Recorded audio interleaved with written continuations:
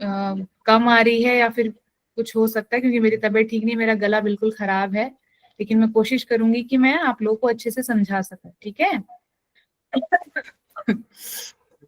चलिए तो हम स्टार्ट करें बेटा। लास्ट क्लासेस पे आपको कोई डाउट तो नहीं है, सब कुछ क्लियर है? 7th स्कॉलर तक आप सबको क्लियर है? चलिए वेरी गुड। एंड अपने कैमराज ऑन कर लीजिए बेटा, कैमराज ऑन करिए अपने।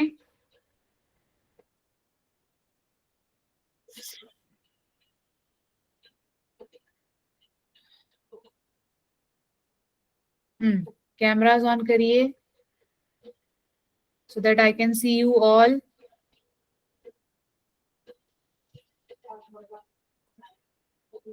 Okay,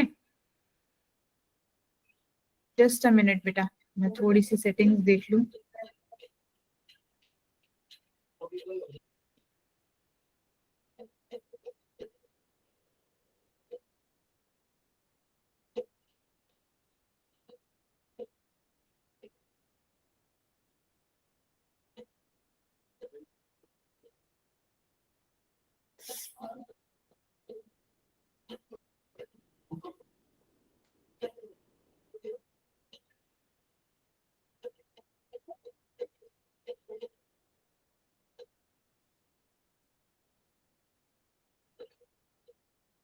यस, तो लेट्स स्टार्ट। बिस्मिल्लाहिर्रहमानिर्रहीम।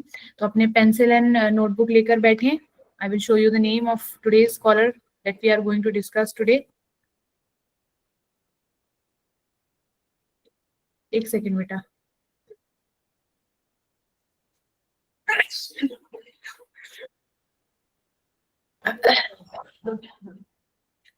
आई एम सो सॉरी, मेरी तबीयत ठीक नहीं है, इसलिए मैं बार बार आप लोगों को बोल रही हूँ कि बीच में थोड़ा थोड़ा होता रहेगा, ठीक है। मैम के लिए दुआ करनी है आप लोगों को, मैम जल्दी से एकदम फिट एंड फाइन हो जाए, ताकि आपकी नॉर्मली जैसे नॉर्मल क्लासेस लेती थी वैसे ले सके। करेंगे ना आप सब मेरे लिए दुआ?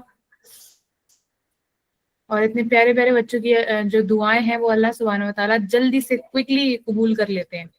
तो मैं आप सबसे गुजारिश कर रही हूँ कि आप मेरे लिए दुआ करें कि मैं जल्दी से सेहतयाब हो जाऊं और उसी ही एनर्जी और उसी ही जील से मैं आप लोग के साथ आऊं जैसे मैं प्रीवियस क्लासेस में आती थी, ठीक है। चलिए, मैं जल्दी ही इंशाल्लाह ठीक हो जाऊंगी। नेक्स्ट क्लास में आप इंशाल्लाह एकदम फिट एंड फाइन मिलूंगी आपको, ठीक है। चलिए, तो आज के हमारे स्कॉलर हैं, next scholar of Islam is हजरत इमाम नसई रहमतुल्लाह अलैह। नोट डाउन द नेम, हजरत इमाम नसई रहमतुल्लाह अलैह।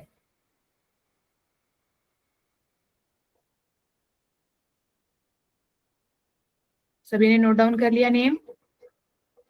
इमाम नसई रहमतुल्लाह अलैह। Today we are going to discuss about the new scholar.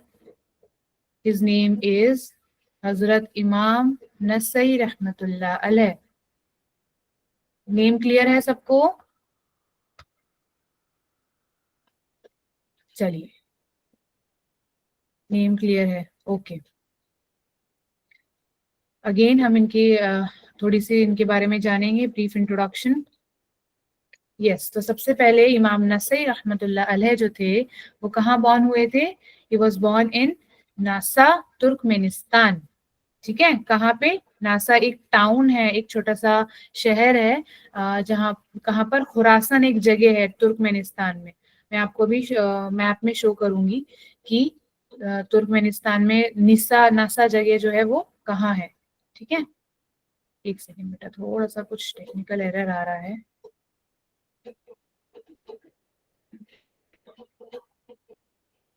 चलिए, तो मैं आपको शो करूंगी कि तुर्कमेनिस्तान में जो ये नसा जगह है इसको आजकल इसको निसा के नाम से जानते हैं, NISA।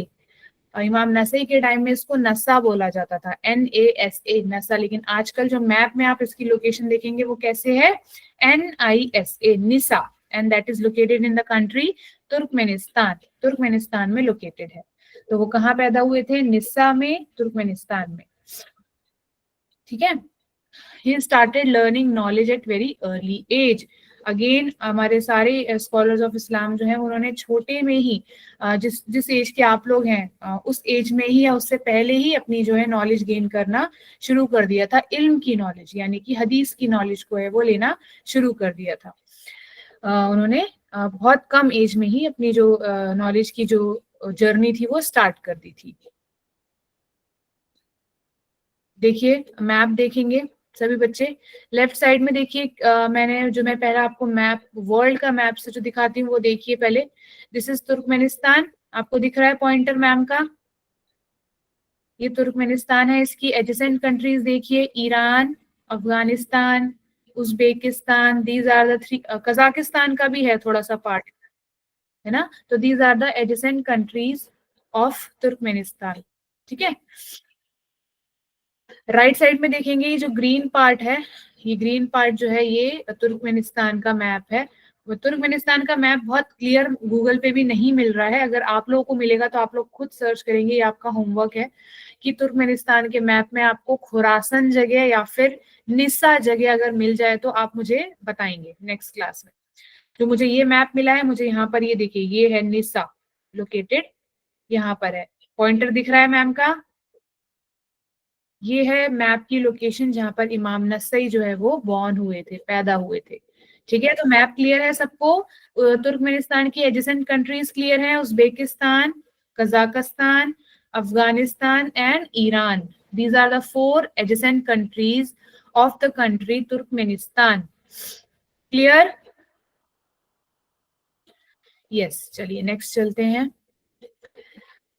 He traveled to Iraq, Kufa, Hijaz, Syria and Egypt when he was 15। जब वो 15 साल के थे, तो जल्दी से नोट डाउन कर लीजिए, 15 ईयर्स लिखिए, 15 ईयर्स के जब होते उसके आगे डैश करिए और कंट्रीज का नेम लिख लीजिए फटाक से, इराक, कूफा, हिजाज, सीरिया। अब सबको पता होना चाहिए ये 4 जो लोकेशन, 5 लोकेशन सामने लिखी हुई है कौन सी कंट्री में है, क्या कौन से शहर में है, ये आप खुद सर्च आउट करेंगे। ठीक है, जिसको पता है वेरी गुड, जिसको नहीं पता है आपको सर्च करना है, इराक कहाँ है, कूफा कहाँ है, हिजाज कहाँ है, सीरिया कहाँ है, इजिप्ट कहाँ है। ठीक है, हर चीज मैम बताएंगी, मैम बताऊंगी आपको श्योर, मैंने आपको बताया भी है पहले। यस, कूफा इराक में है, लेकिन आपको खुद भी सर्च करना है। तो कहाँ कहाँ उन्होंने ट्रेवल किया था, Iraq, Kufa, Hijaz, Syria and Egypt when he was 15 years old, जब वो 15 साल के थे। ठीक है, देखिए कितनी छोटी उम्र में ही पहले के जो स्कॉलर्स थे जस्ट इल्म को हासिल करने के लिए वो लोग सफर किया करते थे, और कितना मुश्किल सफर और कितना दूर दूर जाया करते थे सिर्फ और सिर्फ इल्म को हासिल करने के लिए। That is a great thing which we have to learn from them, कि हमें इल्म को हासिल करने के लिए कोई भी एक्सक्यूज नहीं देना है, जो हो सके हमसे वो करना है। और हमारे पास तो अल्हम्दुलिल्लाह इतनी फैसिलिटीज हैं, हमारे पास पेरेंट्स हैं जो हमें सपोर्ट करते हैं, हर चीज हमें ला कर देते हैं, है ना। तो हम क्यों ना अपने जो जहन है, अपना जो ब्रेन है उसको यूज करें और अच्छे से अच्छा इल्म हासिल करें, स्किलफुल बने अपने अंदर। ठीक है, चलिए। ही was a courageous fighter also. अब देखिए पहले के टाइम में बहुत ज्यादा वॉर्स होते थे, हमें हमारे नबी करीम सल्लल्लाहु अलैहि वसल्लम के जमाने में भी खूब जंग हुआ करती थी, वॉर्स हुआ करते थे। तो इमाम नसई जो है वो बहुत अच्छे फाइटर थे, करेजियस फाइटर थे। करेजियस फाइटर का क्या मतलब है, मतलब वो डरते नहीं थे कि सामने उनके कितने लोग हैं या कौन से लोग हैं, वो करेज अपने जिंदा दिली से वो लड़ाई किया करते थे। He was a courageous fighter.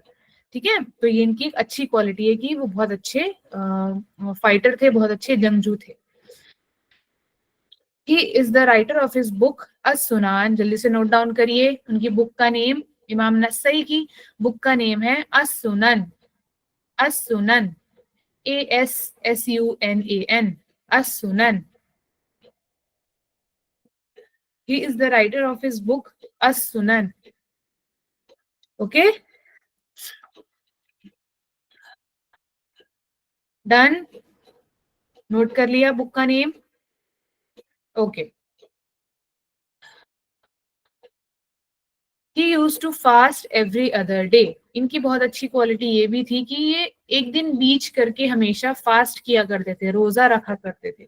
सोचिए उस टाइम में कितनी मुश्किलात थी, खाने पीने को भी उतना नहीं होता था। हमारे पास तो कितनी कितनी डिशेस मम्मा बनाती हैं इफ्तार में और सहरी में भी, उस टाइम में लोग ज्यादा से ज्यादा रोजा रखा करते थे, और इमाम नसई उनमें से एक हैं जो हर एक दिन छोड़कर रोजा रखते थे।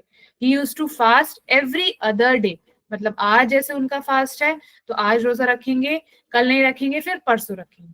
ठीक है, चलिए बीच बीच में कुछ बच्चों की ट्रीट चल रही है, दिख रहा है मैम को सब, कोई बात नहीं, मैम की तबीयत नासाज होने का आप फायदा उठा रहे हैं, चलिए कोई नहीं, आगे बढ़ते हैं। तो यहाँ तक क्लियर है सबको, मैं दोबारा रिपीट कर रही हूँ। He was born in Nisa, Turkmenistan. He started learning knowledge at a very early age, बहुत जल्दी उन्होंने नॉलेज जो है वो हासिल करना शुरू कर दिया था। नासा में पैदा हुए थे वो, तुर्कमेनिस्तान कंट्री में। उन्होंने Iraq, Kufa, Hijaz, Syria, Egypt का सफर किया इल्म हदीस को लेने के लिए, जब वो कितने साल के थे? 15 साल के थे। He was a courageous fighter also, बहुत ही अच्छे, बहुत ही जाबाज जंगजू थे वो। He was a courageous fighter.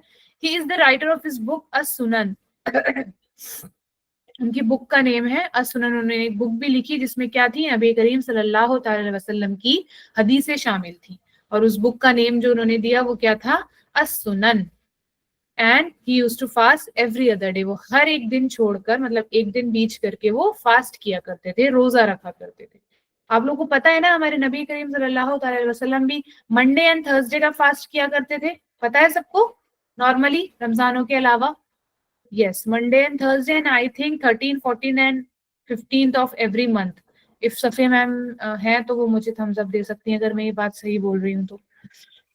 हाँ जी, जी, तो ऐसा ही है, हमारे नबी करीम सल्लल्लाहु अलैहि वसल्लम जो है वो हर मंडे एंड थर्सडे फास्ट किया करते थे, और एवरी मंथ की 13, 14 एंड 15 को भी फास्ट किया करते थे। तो fasting is very good for health, इसलिए तो हमारे लिए रमजान आते हैं।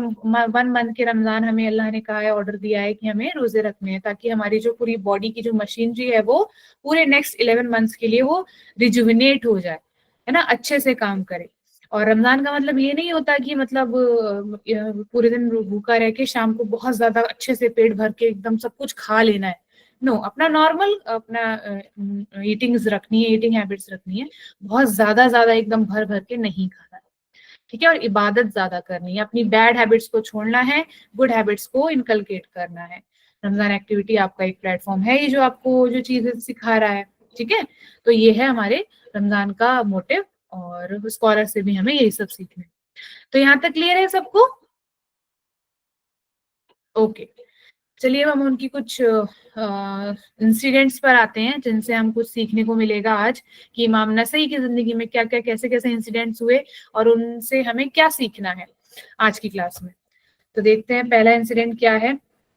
Importance of speaking truth. सबको पता है कि yes, story time Sumaiya. Importance of speaking truth, सच बोलने का जो इम्पोर्टेंस है हमारी हर किसी की लाइफ में, वो कैसा है? बहुत बहुत बहुत ही उसमें वजन है और बहुत इंपॉर्टेंट है। आप सभी को पता है कि अगर आपसे पूछा जाए सच बोलना चाहिए या झूठ बोलना चाहिए, तो आप लोग क्या बोलेंगे? कि सच बोलना चाहिए। हमें हमारे पेरेंट्स, हमारे टीचर्स हमेशा हमें क्या सिखाते हैं? कि हमें हमेशा सच का साथ देना है, सच का दामन पकड़ना है, सच बोलना है, भले से कुछ भी हो जाए, किसी को भी बुरा लगे और किसी को भी वो कुछ हर्ट हो, आपको ये नहीं सोचना, आपको हमेशा सच का साथ देना है। क्योंकि हमने एक और चीज सीखी है ना, कि अल्लाह सुब्हानहू व तआला हर चीज जानते हैं, हमारे दिल में क्या है वो भी जानते हैं। अगर आप अपने दिल में ये सोचकर झूठ बोलने की नहीं, उसकी उसकी उसको बुरा ना लग जाए इसलिए मैं सच ना बोल के झूठ बोल दे रहा हूँ, लेकिन अल्लाह सुब्हानहू व तआला को तो पता है, तो इसलिए हमें हमेशा सच बोलना है, और अल्लाह से ये दुआ करनी है कि हम हमेशा सच के दामन को पकड़े रहें और कभी हमसे झूठ ना बुलवाया जाए। ठीक है, तो देखिए, lies trap a person in humiliation and disgrace while truth increases a person's honor and respect। देखिए कितना अच्छा लिखा हुआ है। अगर आप झूठ बोलते हैं तो आपको क्या मिलेगा? सिर्फ ह्यूमिलेशन, डिसग्रेस मिलेगा, सब आपको शर्मिंदगी होगी, आपको सब अच्छे से नापसंद करेंगे। डिसग्रेस का मतलब सब आपको नापसंदी से देखेंगे। ह्यूमिलेशन का मतलब आपको शर्मिंदगी महसूस होगी अगर आप झूठ बोलेंगे, तो आज नहीं तो कल होगी ही होगी। while truth increases a person's honor and respect। लेकिन अगर आप सच बोलेंगे तो आपकी इज्जत बढ़ेगी, आपको लोग ऑनर करेंगे, आपको इज्जत से बात करेंगे। तो देखिए कितनी अच्छी चीज है सच बोलने से, है ना, कितना इंपॉर्टेंस है हम लोग की लाइफ में सच बोलने का। ठीक है, तो इसीलिए हमें क्या करना है? हमेशा सच बोलना है। Excuse me. तो एक बार की बात है, मैं इस इंसिडेंट को बताने जा रही हूँ आपको, कि इम्पोर्टेंस ऑफ ट्रुथ। इमाम नसई के, यस, इमाम नसई की जिंदगी में क्या इंसिडेंट हुआ कि उन्होंने सबको बताया कि सिखाया कि हमें हमेशा सच बोलना चाहिए। एक दिन इमाम नसई जो है, आपको पता ही है, स्कॉलर्स हैं और वो उस्ताद हैं, उनके अंडर जो है स्टूडेंट्स जो है वो पढ़ा करते थे। क्या पढ़ा करते थे? अगेन इल्म हदीस को पढ़ा करते थे, हदीसों को लिखा करते थे, प्रिजर्व किया करते थे। तो एक दिन इमाम नसई रहमतुल्लाह अलैह अपने शागिर्दों के साथ मस्जिद में बैठे थे। हर तरफ जो है वो इल्म की बातें हो रही थी, और कुछ स्टूडेंट्स जो थे अपनी किताबें खोल खोल कर लिख रहे थे, और कुछ अपने उस्ताद से नए नए सवाल कर रहे थे, जैसे आप लोग भी क्वेश्चंस करते हैं अपने टीचर्स से। तभी एक शख्स एकदम मस्जिद में दाखिल हुआ। उसका चेहरा जो था वो बड़ा परेशान सा था, वो परेशान घूम रहा था, इधर उधर देख रहा था। और दाखिल होते ही, मस्जिद में दाखिल होते ही वो तुरंत इमाम नसई रहमतुल्लाह अलैह के सामने आकर खड़ा हो गया। इमाम साहब, मुझे ना एक जरूरी सवाल आपसे पूछना है। उस शख्स ने उनसे क्वेश्चन किया। इमाम नसीर रहमतुल्लाह अलैह ने प्यार से मुस्कुराया और बोला कि बेशक पूछिए, आपको क्या पूछना है। इल्म के दरवाजे तो सबके लिए खुले हैं, अगर आपको इल्म सीखना है या कुछ जानना है तो आप पूछिए, आपको क्या पूछना है।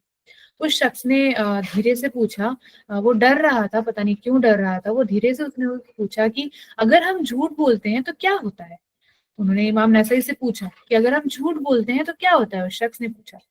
ये सुनकर मस्जिद में जो थे सब लोग एकदम एक दूसरे को देखने लग गए, स्टूडेंट्स जो पढ़ रहे थे, कि मतलब ये कैसा सवाल है, इजी सा सवाल है कि सबको पता ही कि अगर झूठ बोलते हैं तो क्या होता है, लेकिन ये क्यों पूछ रहा है ये शख्स। और देखते हैं इमाम नसई रहमतुल्लाह अलैह जो है वो इसका जवाब क्या देंगे, सबके लिए क्या नई सीख लेकर आएगा उनका ये जवाब जो है। तो इमाम नसई रहमतुल्लाह अलैह ने अपनी जो काम कर रहे थे वो उस काम को रोका, और उस शख्स को प्यार भरी आवाज से कहा कि देखो, झूठ इंसान को जिल्लत में मुब्तदा कर देता है। क्या कर देता है? झूठ इंसान को जिल्लत यानी कि शर्मिंदगी, ह्यूमिलेशन में मुब्तदा कर देता है, इन्वॉल्व कर देता है। अगर और सच जो है इंसान को इज्जत का सच जो है इंसान की इज्जत को बढ़ाता है। वही अभी हमने पढ़ा था ना कि अगर आप झूठ बोलेंगे तो आपको क्या देखने को मिलेगा, आपको सब ह्यूमिलेट करेंगे, आपको डिस्ग्रेस करेंगे, नापसंद करेंगे। और सच अगर आप बोलेंगे तो हर इंसान, हर फ्रेंड आपका, हर टीचर, आपके रिलेटिव, सब आपकी इज्जत करेंगे। तो सच क्या करता है? आपकी इज्जत को बढ़ाता है, और झूठ जो है वो शर्मिंदगी लाता है। तो उन्होंने, इमाम नसई ने उस शख्स को ये बात बताई। मस्जिद में जो थे सब लोग एकदम एक दूसरे को देखने लगे, और एक शागिर्द ने फिर पूछा, लेकिन इमाम साहब, ये कैसे मुमकिन है? आखिर कुछ लोग तो झूठ बोलकर भी दुनिया में कामयाब दिखते हैं। आप लोगों ने भी देखा होगा, कुछ लोग तो झूठ बोलते हैं लेकिन फिर भी वो कामयाब दिखते हैं। तो इमाम नसई ने कहा कि बेटा, सोचो एक आदमी एक झूठी कहानी गढ़ रहा है, झूठी कहानी बता रहा है। वो कहानी सुनकर लोग पहले उसे प्यार से यकीन कर लेंगे, लेकिन जैसे जैसे वक्त गुजरेगा, जब उसकी सच्चाई सबके सामने आएगी तो फिर क्या होगा? फिर लोग उसका मजाक उड़ाएंगे, उसकी बातें सुनना बंद कर देंगे। और जो झूठ बोलता है उस पर कोई भरोसा नहीं करता, है ना, यही होता है ना। जो झूठ बोलता है उस पर कोई भरोसा नहीं करता है। आप, अगर आपके साथ भी ऐसा होगा कि पहले तो कोई झूठ झूठ कहानी सुना रहा है, आपने उस पर यकीन कर लिया, थोड़े टाइम बाद जाके आपको पता लगा कि अरे इसने तो सब झूठ बोला था और मैंने तो इस पे यकीन कर लिया था, तो आप क्या उस पर कभी दोबारा यकीन करोगे? नहीं करोगे। ट्रस्ट जो है वो लूज हो जाता है उस बंदे से, उस शख्स से जो झूठ बोलता है। ठीक है, लेकिन जो हमेशा सच बोलता है उसकी बात हर कोई मान लेता है, चाहे सच कड़वा हो, मगर उसकी इज्जत हमेशा बढ़ी जाती है। सच हमेशा सच हो सकता है कि आप सच बोलने से सामने वाले को बुरा लगे या कुछ कड़वा सच हो, लेकिन सच बोलने का जो वजन है वो हमेशा अच्छा होता है, सबका भला होता है सच बोलने से, और अल्लाह राजी होते हैं, है ना। मेन तो है कि हमें अल्लाह सुब्हानहू व तआला को राजी करना है, ताकि हमें जन्नत में जगह मिल सके। ठीक है, तो इस कहानी से आपको क्या सीखने को मिला? कि हमेशा झूठ से बचना है, और सच का दामन पकड़े रखना है, सच बोलना है। ठीक है, झूठ सिर्फ थोड़ी देर तक काम आता है, मगर एक दिन सबको सच पता चल ही जाता है। जो सच बोलता है लोग उसकी बात पर भरोसा करते हैं और उसकी इज्जत बढ़ती है। Always speak truth. क्लियर हो गई स्टोरी यहाँ तक? हमें क्या करना है, हमेशा हमें सच बोलना है। ठीक है, यहां तक क्लियर है सबको? Lies trap a person in humiliation and disgrace, while truth increases a person's honor and respect. कितना अच्छा लिखा है देखिए। चलिए अब हम आगे बढ़ते हैं, नेक्स्ट इंसिडेंट डिस्कस करते हैं। The magic of hard work and consistency. आपको बहुत अच्छा ये भी टॉपिक है कि हार्ड वर्क, हमने लास्ट क्लास में भी डिस्कस किया था। हार्ड वर्क मतलब मेहनत, एंड कंसिस्टेंसी मतलब कि रेगुलरिटी। आपके एक्ट्स में जो रेगुलरिटी होती है उसको बोलते हैं कंसिस्टेंसी। फॉर एग्जाम्पल, जैसे आप सुबह मॉर्निंग में 7 o'clock उठते हैं, 8 o'clock अपना स्कूल के लिए निकल जाते हैं, फिर 2 o'clock वापस आते हैं, खाना खाते हैं, नमाज पढ़ते हैं, आपका एक रूटीन है। तो ये जो रूटीन है आपको डेली फॉलो करना है। आपको कब दीनियात की क्लास अटेंड करनी है, कब आपको अपना एकेडमिक पढ़ना है, कब आपको प्लेग्राउंड जाना है खेलने के लिए। तो ये सारी चीजें आपकी, आई होप आपके पेरेंट्स ने आपका एक रूटीन बना रखा है, टाइम टेबल बना रखा है, उसके अकॉर्डिंग ही आप करते हैं। तो जो लोग इन सब चीजों को डेली उन्हीं टाइम पर करते हैं उसको बोलते हैं कंसिस्टेंट वर्कर। फॉर एग्जाम्पल, मैं डेली सुबह 4 बजे उठती हूँ, तो मैं चाहे चाहे मेरी तबीयत खराब हो, चाहे मेरी छुट्टी हो, चाहे मुझे सफर पर जाना हो, मेरी आंख कब खुलेगी? 4 बजे ही खुलनी है। तो उसको बोलते हैं कंसिस्टेंसी। ठीक है।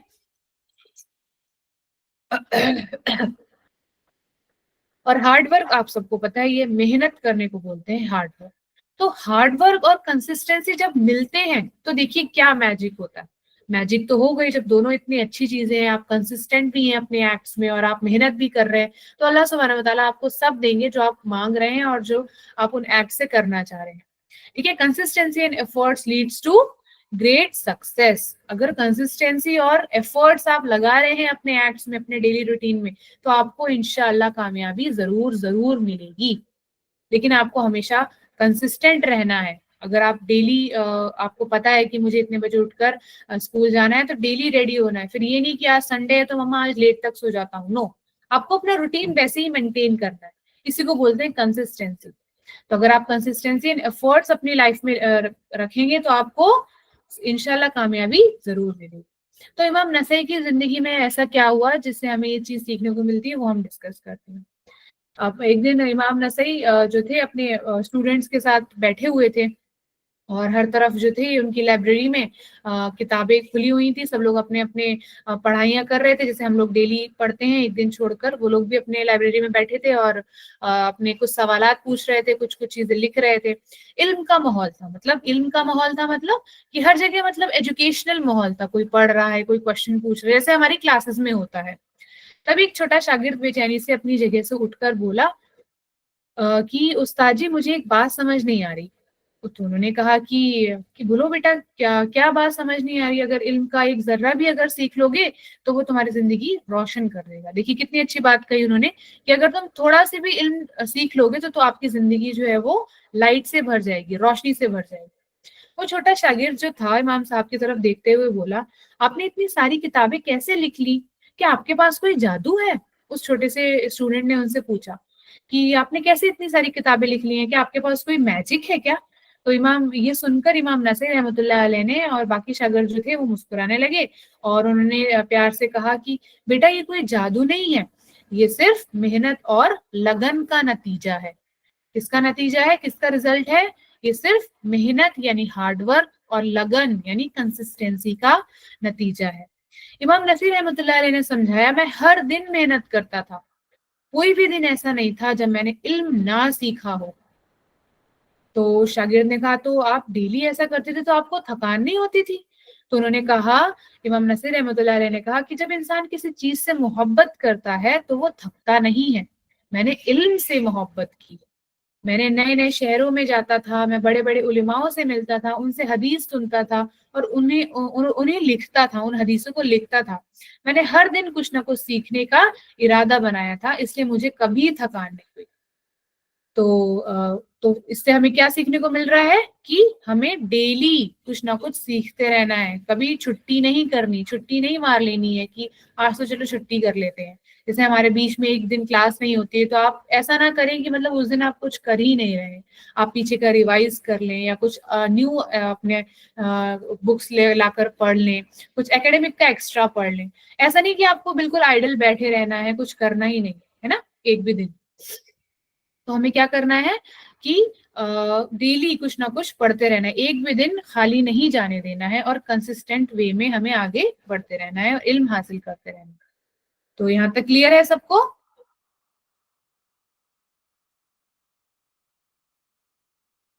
ओके। मुझे कमेंट में फास्टर फास्टर लिख रहे हैं बच्चे। बेटा फास्टर फास्टर आप मुझे नहीं बताएंगे ना कि मुझे फास्टर होना है या मुझे स्लोअर होना है? कुछ बच्चे यहाँ पर फास्टर ग्रैब करते हैं, कुछ बच्चे यहाँ पर स्लोअर ग्रैब करते हैं। तो आई थिंक आपको मैम को नहीं बताना है कि आप मैम स्लो हो जाइए या फास्टर हो जाइए।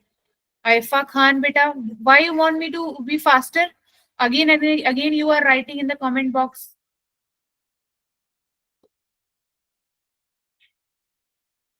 एटिकेट्स जो ऑनलाइन क्लास के एटिकेट्स हैं उनके अंदर ही रहें आप बच्चे, तो अच्छा रहेगा, है ना जी। तो यहाँ तक आई होप सबको क्लियर है। चलिए आगे बढ़ते हैं। Now the beauty of forbearance. कभी आपने ये वर्ड सुना है फॉरबियरेंस? क्या होता है फॉरबियरेंस? फॉरबियरेंस को उर्दू में कहते हैं हिल्म। हिल्म, HILM, हिल्म। और इसको हिंदी में मैं आपको कैसे बताऊं कि ब्यूटी ऑफ, मतलब इग्नोर कर देना, थोड़ा सह लेना, सेक्रीफाइस कर देना। सब्र, सब्र भी नहीं कहेंगे, सह लेना कहेंगे। अगर कोई आपसे कोई कुछ इस तरह से बात कर रहा है जो आपको नहीं पसंद आ रही है और आपको पता है कि आपकी गलती नहीं है, तो आप चुपचाप उसको सह लें और दिल में ये रखें कि मैंने अगर कुछ गलत किया है तो अल्लाह उसको जो है वो उस सामने वाले के माइंड में क्लियर कर दे, लेकिन मैं कुछ उल्टा सीधा उससे नहीं कहूंगा, कुछ गलत वर्ड्स मैं यूज नहीं करूंगा या नहीं करूंगा। तो उसको बोलते हैं फॉरबियरेंस, हिल्म, सहने की, सहन शक्ति। यस, सहन शक्ति कहते हैं इसको। फॉरबियरेंस, टॉलरेट कर लेना। Yes, very good Sheza, very good, tolerate कर लेना। तो जो सहन शक्ति की ब्यूटी है वो हम अभी डिस्कस करेंगे। Forbearance and forgiveness are the keys to resolve conflicts.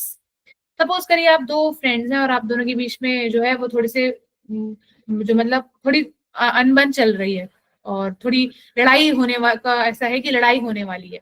तो अगर आप में से कोई एक फॉरबियरेंस दिखाएगा, सहन शक्ति दिखाएगा, तो क्या वो जो लड़ाई है वो सॉल्व की जा सकती है? यस, की जा सकती है। अगर आप दोनों में से कोई एक भी सहन शक्ति दिखाएगा, फॉरवेरेंस दिखाएगा, टॉलरेट कर लेगा, तो दूसरे वाले का जो जहन है वो खुद ही डाउन हो जाएगा, खुद ही गुस्सा जो है वो उसका डाउन हो जाएगा। और जैसे ही उसका गुस्सा डाउन होगा, आप अपनी बात को एक दूसरे के सामने रखें और उसे क्लियर कर लें। तो फॉरबेरेंस से देखिए क्या होता है कि आप फॉरबेरेंस और फॉरगिवनेस, अगर आप सहन शक्ति रखेंगे और आप माफ करने का जो एक्ट है वो रखेंगे, माफ करने की हैबिट अपने अंदर रखेंगे, तो आप किसी भी कॉन्फ्लिक्ट को सॉल्व कर सकते हैं। कॉन्फ्लिक्ट मतलब लड़ाई झगड़े, कोई भी ट्रबल, इसका मतलब है, ठीक है, तो उसको आप सॉल्व कर सकते हैं। तो इस पर भी एक बेस्ड इंसिडेंट है, देखते हैं क्या है वो।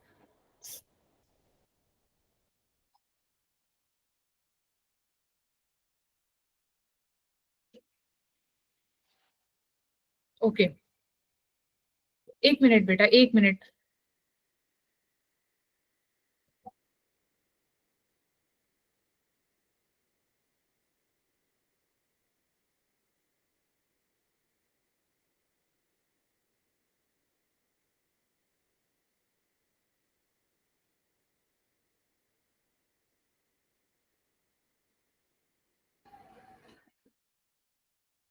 यस बेटा, सॉरी फॉर डिले।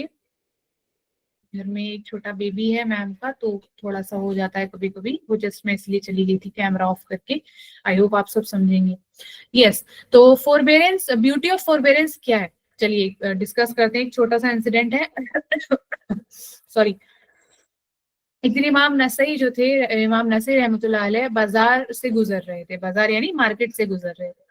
तो बाजार का जो माहौल है आपको पता ही है, बहुत ही बिजी बिजी माहौल रहता है, कोई अपनी चीजें खरीद रहा है, कोई अपनी चीजें खरीद रहा है। मेरी वॉइस क्लियर है बेटा अभी?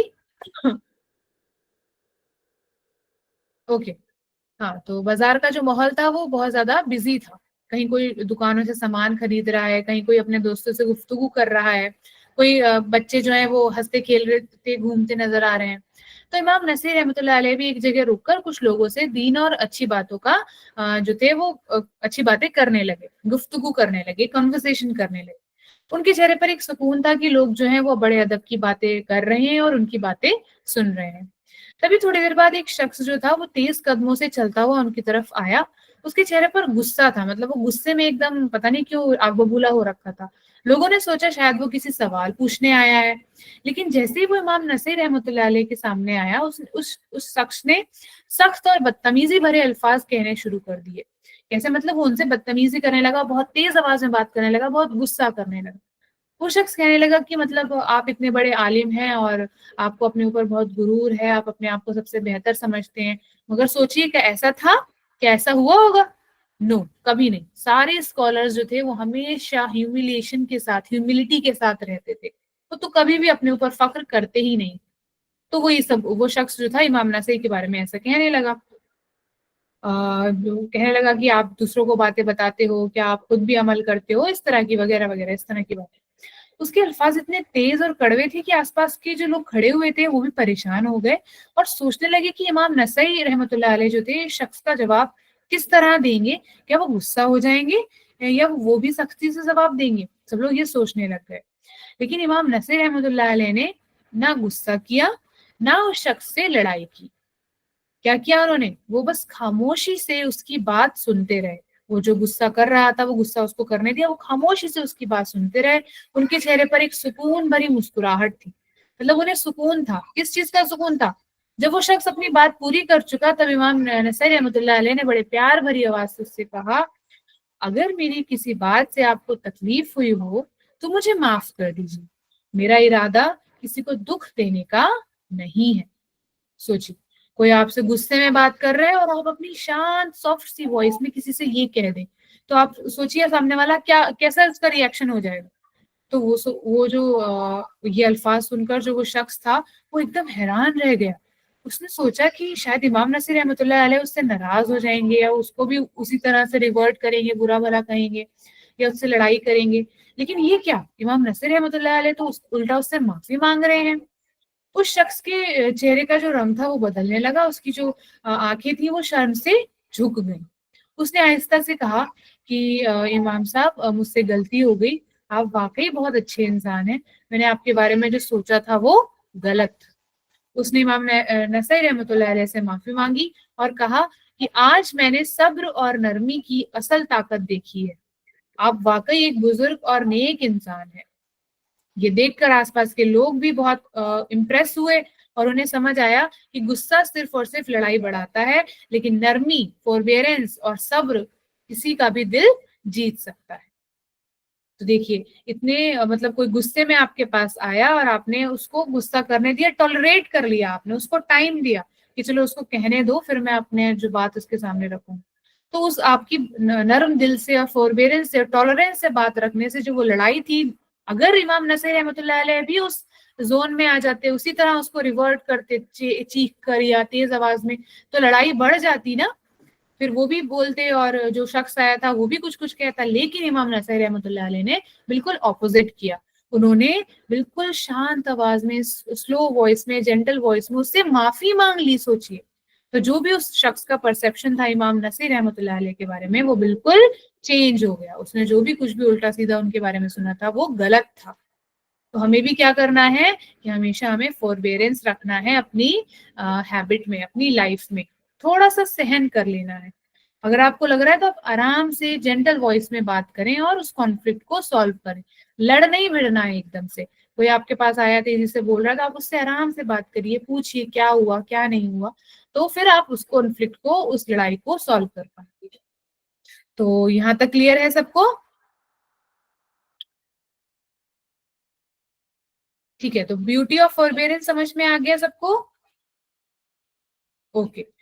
तो आई थिंक ये तीन ही इंसिडेंट्स थे आज की क्लास में। चलते हैं आगे, देखते हैं क्या है। और मॉरल ऑफ द स्टोरी, तो ठीक है, अब मॉरल ऑफ द स्टोरी पर हम आ गए हैं। तो पहला मॉरल क्या है? ऑलवेज स्पीक ट्रुथ, हमेशा सच बोलना है। इमाम नसई रहमतुल्लाह अलैह की जिंदगी से हमने क्या सीखा है कि हमेशा सच बोलना है। Always speak truth, always be consistent in your work, हमेशा आपको अपने काम में कैसा रहना है, कंसिस्टेंट रहना है, रेगुलरिटी रखनी है, ठीक है, कंसिस्टेंट रहना है। शो फॉरबेरेंस, और हमेशा सहन शक्ति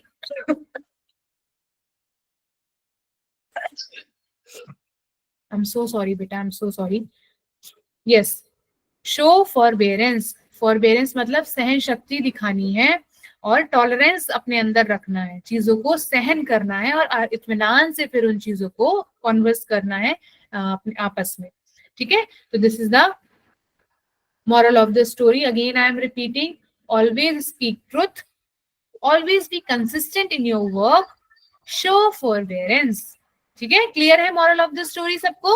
यही 3 इंसिडेंट्स डिस्कस किए थे ना हमने। हमेशा सच बोलना है, अपने काम में रेगुलर रहना है, और सहन शक्ति की भावना अपने अंदर रखनी है। चलिए, coming to the homework part, जल्दी से स्क्रीनशॉट ले लीजिए, जल्दी से स्क्रीनशॉट ले लीजिए। Answer the questions. Question number 1 I am reading allowed, okay, listen to me carefully. Question number 1, have you ever worked really hard for something and finally achieved it? क्या आपने कभी किसी चीज के लिए बहुत मेहनत की हो और वो आपको मिल गई हो? तो उसके बारे में आपको एक शॉर्ट स्टोरी लिखनी है, सिर्फ 3 और 4 पॉइंट्स में आपको बताना है, पूरा पैराग्राफ नहीं लिखना, ठीक है। अगर आपने कभी कुछ अचीव किया हो, सॉरी कुछ वर्क हार्ड किया हो किसी चीज के लिए और वो आपको मिल गई हो, अचीव कर लिया हो, तो उसके लिए उसके बारे में आपको एक स्टोरी लिखनी है जो कि 3-4 लाइंस में होगी। नेक्स्ट क्वेश्चन है कि where Imam Nasai was born and what is the name of his book? Very easy, कहाँ पैदा हुए थे वो और उनकी बुक का नेम क्या था? Question number 3, draw a picture where a kid is celebrating his or her success. His or हर मैंने क्यों लगाया है? आप गर्ल भी बना सकते हैं, बॉय भी बना सकते हैं। एक पिक्चर बनानी है जिसमें वो बच्चा या फिर बच्ची जो है अपनी सक्सेस को सेलिब्रेट कर रहा है और उसको कलर करना है, ठीक है। This is the homework. Homework easy है, डिफिकल्ट तो नहीं है बहुत? ओके, मैं इजी होमवर्क ही दे रही हूँ आपको, डिफिकल्ट डिफिकल्ट मैंने थोड़ा स्टार्टिंग में दे दिया था, ठीक है।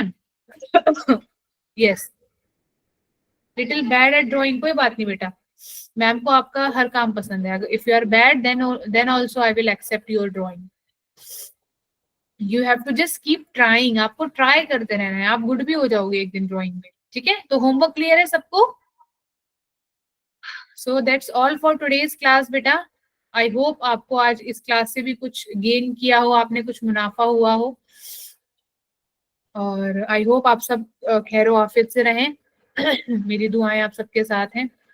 Last question, draw a picture where a kid is celebrating his or her success. एक पिक्चर बनानी है जिसमें या तो बच्चा या फिर कोई बच्ची, गर्ल और बॉय, वो अपनी सक्सेस को सेलिब्रेट कर रहा है, ऐसी एक पिक्चर बनानी है और उसको कलर करना है, ठीक है। Yes, okay, so that's all for today's class बेटा। जिसको सब कुछ क्लियर है, कोई डाउट नहीं है, दोज स्टूडेंट्स कैन लीव, और अगर कोई डाउट है तो आप कमेंट में लिखिए।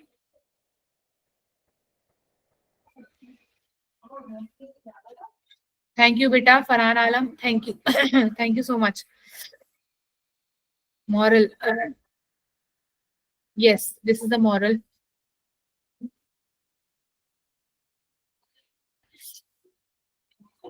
दिल से नोट डाउन करिए, ऑलवेज स्पीक ट्रुथ, हमेशा सच बोलना है, always be consistent in your work, and the last one is forbearance।